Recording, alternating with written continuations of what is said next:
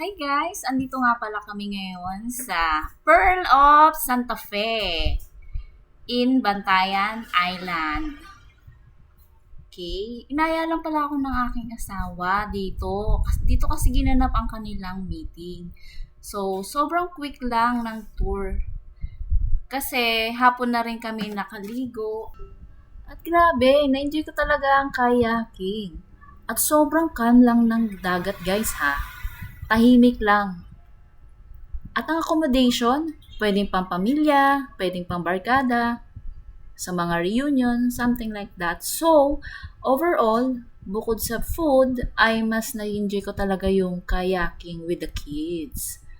So, yun lang guys. Thank you for watching. See you on my next vlog.